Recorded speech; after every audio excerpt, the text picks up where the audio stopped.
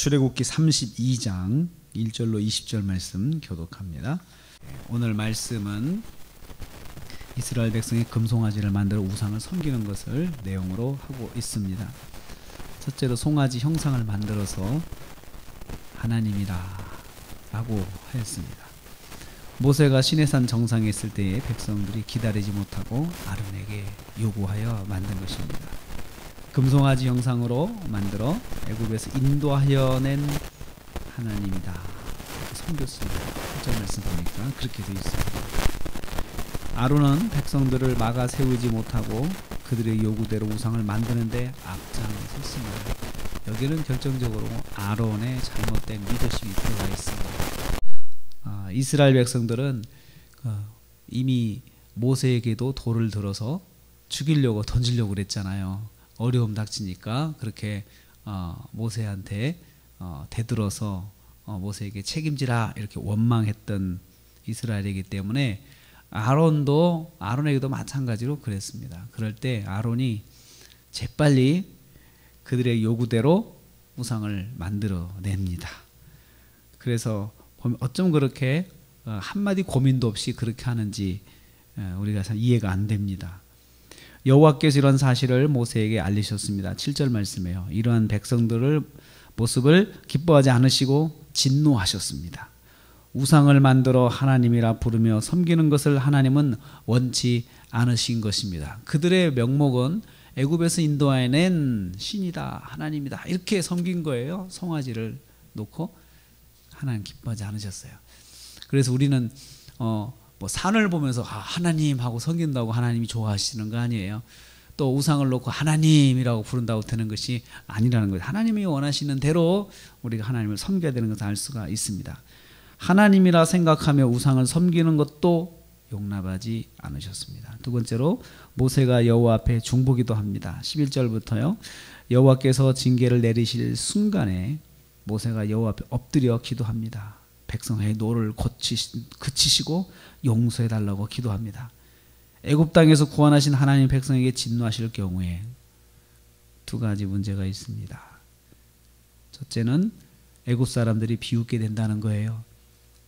그 난리를 치고 출애굽하더니 광야에서 저렇게 죽었구나. 너희 신이 그렇게 광야에서 죽게 하려고 너희를 불러냈다라고 그렇게 비웃을 것입니다. 이것을 보면서 이 사실을 이야기하면서 탄원 기도를 합니다. 중보기도 합니다. 그리고 두 번째는 하나님의 약속은 어떻게 지키시려고 합니까?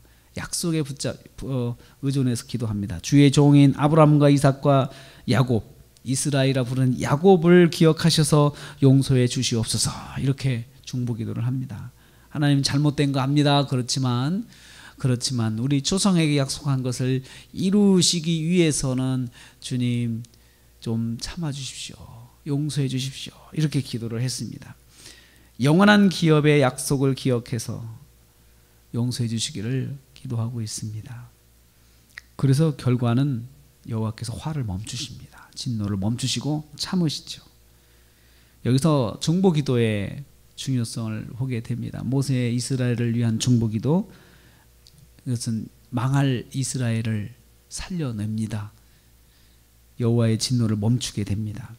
중보기도는 하나님을 감동하시게 하고 하나님의 일들을 일단 멈추게 하는 효과가 있습니다.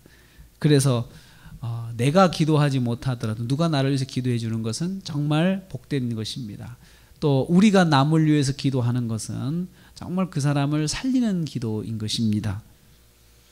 그 사람은 모르고 우상을 섬기고 하나님을 알지 못하는 또 악을 행하고 이러고 있으니 하나님 앞에 진노를 쌓고 있잖아요. 그런데 우리가 그래서 가만히 보고 있으면 안 됩니다. 기도해야 됩니다. 용서해 달라고. 하나님 진노를 행하지 마시고 용서해 주십시오. 이렇게 기도를 해야 합니다. 세 번째로 보면 모세가 백성들에게 오히려 진노하게 됩니다. 15절부터 보면 산에서 내려온 모세는 백성들의 우상 섬기는 모습을 보고 크게 진노합니다. 하나님의 진노하시는 것을 이제 이해를 하겠는 거예요. 내가 봐도 이렇게 화가 나는데 하나님은 얼마나 화가 나실까라고 생각을 할 수 있습니다. 그래서 16절 친히 주신 그 돌판, 하나님의 친필이 담겨 있는 돌판을 그냥 던져버렸습니다. 산 아래를 던져서. 얼마나 화가 나면 그랬겠습니까?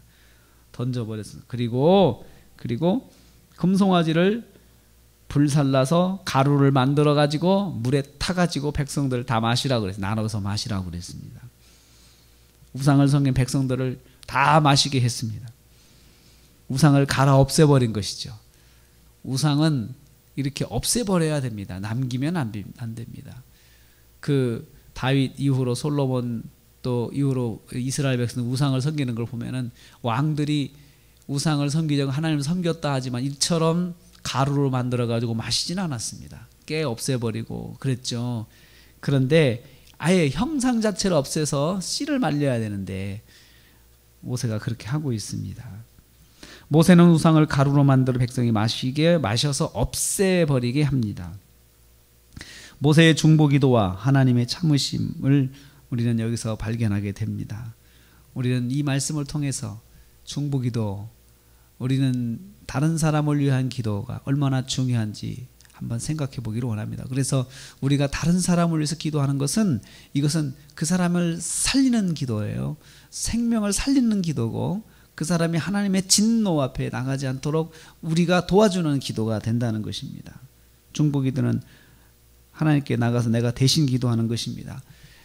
죄를 범하는 이스라엘 백성들을 대신해서 기도한 그 모세의 기도, 이 기도 때문에 백성이 사는 것이죠.